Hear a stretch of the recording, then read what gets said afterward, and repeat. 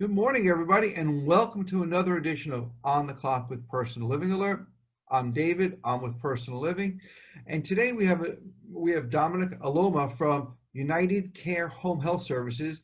As many of you remember, Dominic was on, I would say, about 5 months ago, right when COVID was picking on up, and in the heat of it.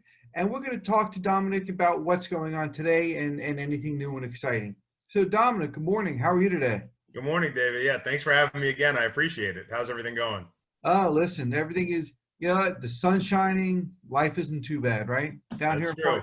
could be worse. That's absolutely right. Yeah. So, you know, I know we did this before, but we'll just catch up a little bit. What's your background? How did you get into the senior market? And why did you start United Care Home Health?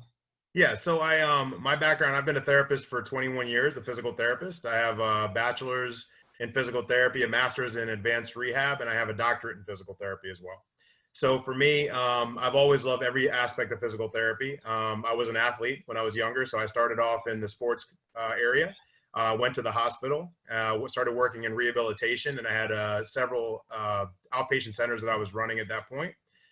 When we started to have children, it got tough with my schedule, being in the corporate world of physical therapy. So I moved to home health and I started staffing. And then I staffed for multiple home health agencies. And in Florida, some of them unfortunately don't have the best reputation. And I didn't really appreciate that. I wanted to be able to have the control to give the best and the highest quality of care under my own control, whether it was one patient or 1,000 patients. And so together with my wife, we opened an agency. And the rest is history. We just try to basically, it sounds a little bit cliche or cheesy, but we try to do things how we'd want people to treat our own mother or father or grandmother or grandfather. And I think the referral sources, the people we work with, the patients, they appreciate that because we've just kind of stuck with that. And it's, this January will be 14 years. Wow, So we're pretty fantastic. proud of that. Yeah, Fantastic. Now, I know we're going to get into a lot of things, but I'm going to go back and I'm going to just throw a weird thing at you right now. sure. Fantasy football. Yes. Half my team is out already with these knees Oof. and things like that. Yes. Is that no spring training? Is that lack of physical? I mean, is it just flukes? What do you think? So there is definitely a factor where, if you don't have those preseason games, you don't get to shake some of the rust out, so to speak. That definitely is a factor that will impact injury. It doesn't matter how much you train in the off season. There's nothing that can mimic a real game like a real game. There's emotional components to physical athletic ability. There's psychological components. There's momentum, whatever you want to define momentum as. So all these things factor in, and it's hard to mimic that unless you're doing like live games or real games or even just scrimmages. Preseason is really important for that. Now, there has been a ton of injuries starting off, and it may seem that way just because of the impact. It also may seem that way because when you lose one of your best guys in fantasy, it's devastating. Exactly. I personally just lost Christian McCaffrey for about 4 to 6 weeks with a high ankle sprain, so that was devastating. Exactly. But yeah, I lost Raheem Mostert or whatever his name was yes, from San yes, Francisco. and he did fantastic. But Yeah. yeah, so some of the injuries for sure have to do with that. I mean, you can train, and there's something to be said about the rest and the maintenance for these athletes because they put so much grind on their body. But especially with football, I think you have to have some of that real, live, dynamic action that you can't mimic through training or other things that you would do. The ACLs, I will say, that's one of the ones that even though it's a horrific injury, it's probably more so one of the injuries that's just kind of fluke and it's kind of accidental by nature because most of those injuries are created by torque and force and getting caught in the grass and getting stuck, plus combined with a rapid force or torsion, which is like a twisting or turning. So a lot of times that can be someone falls on their knee, they get caught in the grass, it gets buckled, it gets hit from behind. Those are more accidental or fluke, even if you're in the best condition in the world. So those are unusual, but this ankle sprains, the hamstrings, the shoulders, the muscular injuries, those are all, not all, but many of them are related to, just not being able to apply it to an absolute function of their game, which is practice and games and preseason and all those drills that are live. See, I could pull a hamstring just thinking about working out, so I'm a different story. I hear you. I hear you. All right. So I'm sorry we'll get back to, we'll talk that maybe later. So Sure. yeah. So what does United Care Home Health Services do? So we are a skilled service, Medicare certified, accredited agency with ACHC. And what that means basically is we do skilled care in the home. So anywhere in Broward County, we come to patients' homes that qualify for care. And if they need skilled care, we do physical, occupational, and speech therapy. We do all aspects of nursing services, which is high-end, IV therapy, wound care, medication management, to as basic as just kind of monitoring the patient's vitals and making sure they're doing okay. We also do home health aid services that are skilled, so like bath visits while the patient's trying to recover from surgery or trying to improve or trying to get back to their level of function. And we use a social worker as well. So if we have issues where a patient may need resources or there might be issues of potential abuse, things like that, we have the social worker come in also to look at resources to help them as well. So we do all skilled care in the home. That's how you can think of it. I know some people associate home care with just giving someone an aid or private services, but skilled home care is that skilled care that they couldn't do on their own, and it's a need that they have coming out of the hospital, deterioration, anything that may happen where they need that help. So it sounds to me like most of your clients, and I apologize if I'm wrong, but that's how it sounds to me, is that they're mostly short term, like a couple of weeks, a couple of months or something like that, to get them to a point where they're functioning on their own. Sure. So most patients are short term, especially like surgical patients or especially like elective surgery. So if you could be the strongest, most independent person in the world, but if you have your hip replaced, there's going to be 3-4 weeks, maybe even 6 weeks where you need help, where you can't get around on your own, you can't get out of the house on your own. So we come in and we make sure, the wound is healing nicely after surgery. The medications you're taking them appropriately. You're following the doctor's order. And on the therapy side, that we're getting you back on track to return you to the best possible function, hopefully at least the prior level function that you were at. So you return in a better state than you went in with, and that's the goal. So most of our patients, obviously, given the fact that we work in home health, are 65 and older or disabled.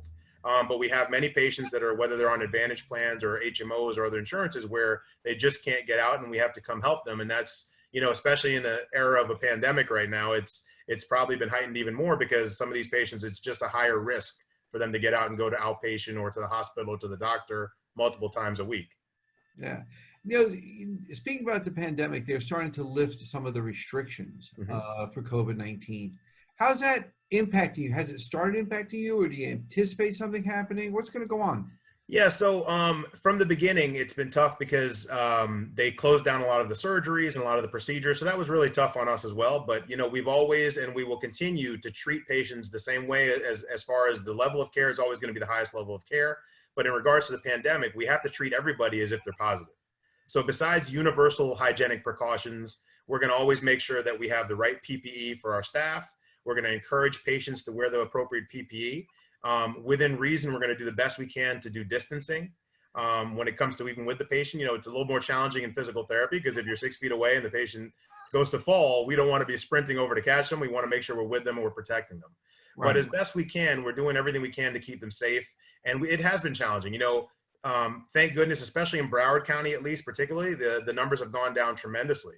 And I think that's a tribute to the residents of Broward County and the people in this area that have done such a fantastic job trying to distance, trying to wear the masks, trying to be as safe as possible, not just for yourself, but for your neighbor. And I think we're trying to continue to encourage that not only with our staff and with our patients, but with everybody in the community, being a good representative of that. And it has been challenging because even as the numbers go down, we can't let up our guard because, again, we work in one of the highest risk communities, which is 65 and older.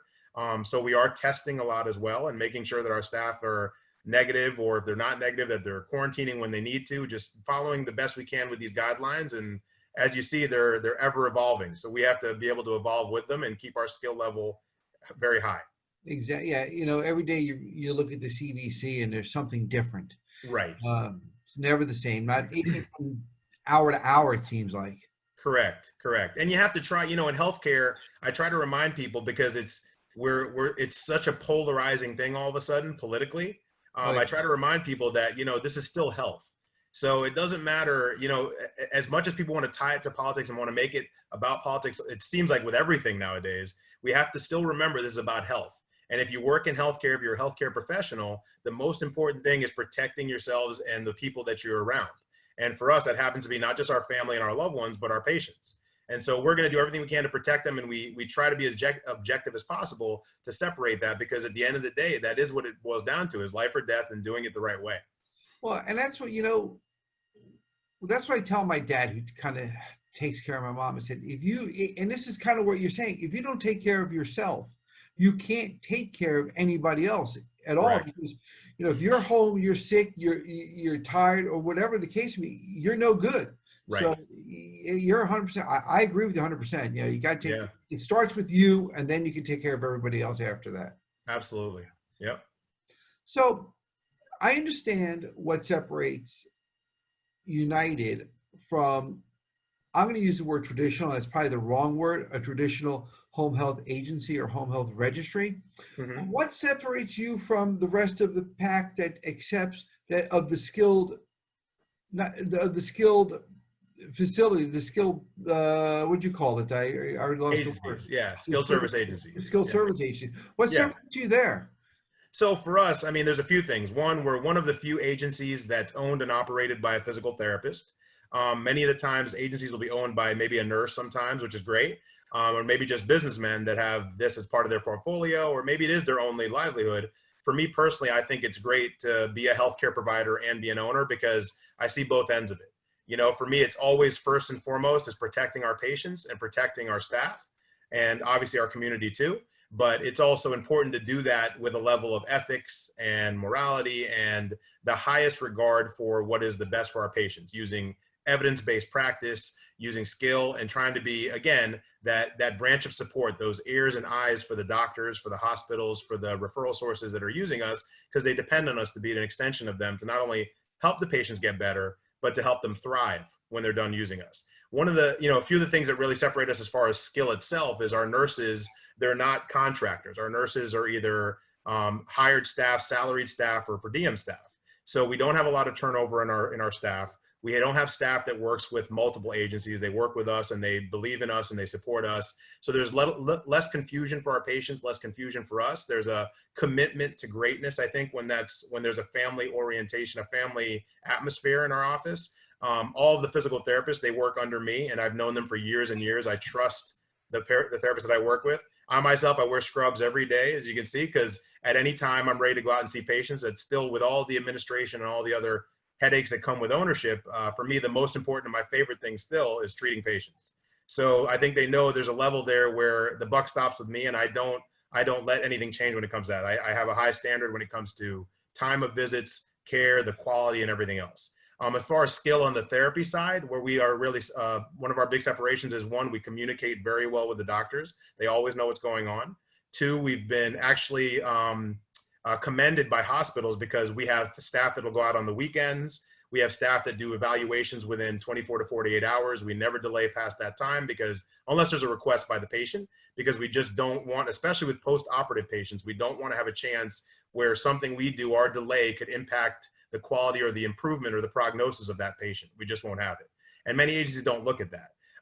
More detailed for physical therapy, we like to do, and we can do things that a lot of agencies can't. We do aquatic therapy where the patient has a pool, we'll go in with them. If they have chronic pain or fear of falling, we'll work with them in the pool so they're safer. We do lymphedema, we do vestibular training, we focus on balance and fall prevention.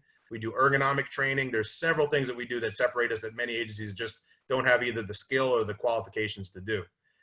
For me personally, I also do a fall presentation where I talk about my top 10 fall prevention tips. And I actually work with ADRC and the Matter of Balance course that they do.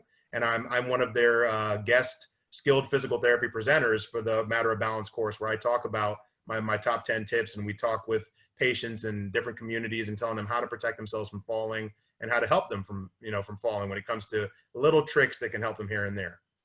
Oh, that's really cool. I didn't know about that. And, Yeah.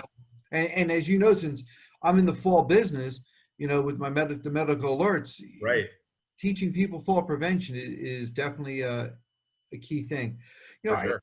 There was several things that you mentioned that I truly like, but one of them really stuck out is basically you're an owner operator and you actually go out and see the people. You're right. I've talked to many people and they're the corporate guy or girl, right? And they know they don't have the physical or the practical experience of going out. And sure, they could read about it, but there's no, you can't replace being the guy who's going out to seeing the patient. Or if one of your PTs on staff need some help, that you can go to that patient and actually reassure, make sure it's done the United way and your way. I think Yeah. that's commendable. I like that a lot. I appreciate it. And it's, two things. I think one with that, it kind of sets the tone because people know, I can't be pigeonholed on the therapy end. I never am because I'm so blessed to have fantastic therapists with me and that work with me. But I'm never held by that because worst case, I'll go see patients myself. And I've worked on Christmas Eve. I've worked on New Year's Eve. I don't mind because I'm lucky in the sense, of course, if I won the lottery, would I be excited? Of course. But I love what I do, and I have no reason to not want to do it. And it doesn't matter what day it is. I feel like I'm very lucky to be in the position I'm in, and I've worked hard to be in the position I'm in. But I love my job. I love helping people and seeing the outcomes of that help, and it's fantastic for me. The other thing is it's never been more important than in this pandemic because when we do have, and we have had a couple cases where a therapist or a nurse will pop up positive, we have to have them quarantine and they can't see patients. And so I've actually been even busier just individually and personally because I am covering for some therapists when they get stuck or when they're positive until they're negative or until they're not showing symptoms or until they're meeting the requirements of the CDC and the health department. So that's been a challenge too because I've jumped in different areas. We've been very lucky, knock on wood, so far that it hasn't been, the entire staff comes down with it at once because it would just be a really tough thing to handle. But we've been trying to manage on that, and I'm sure that's much more difficult for people that don't have that easy access to a kind of a back pocket card where they can just, throw me in and have me cover. Right. No doubt. No doubt. That was awesome. Now, Thank you. it's a lot of business stuff, but let's besides fantasy football that we seem to both partake in. Yes. What else are you doing, out there, you and your wife and your kids and things? So we're trying to keep them busy. I mean, the main thing is obviously there's two things that can happen to people. You get very anxious because we're in this subconscious, just continual level of stress. Down here, especially in Florida, we know about the hurricanes. We get a couple weeks warning. We can prepare, and even if it's a devastating hurricane, we will recover 4 or 5 days, a week, 2 weeks, even if we have no power. If we, people come together, the community comes together. This has been really challenging all around because we don't know. There isn't no exact foreseeable future of when it will end. Even when it gets better and then it spikes and it gets better, there has to be a sense of stress and panic. And then, you add in the unemployment and all the different things that are happening with this. It's got to be scary and it's taking a toll on everyone.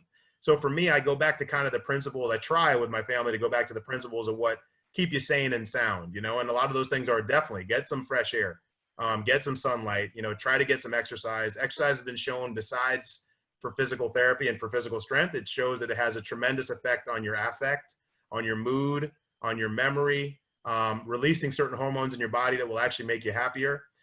Sunlight, getting that vitamin D, some more protection for your immune system, for your body, and just kind of as much as we can, whether it's Zoom meetings with family, whether it's phone calls, whether it's text to check in, just having that social connection in this kind of odd time to have a social connection. To keep that going too. And I think we've tried to do that. That's been really important. I did go a little bit quarantine crazy and we purchased a puppy.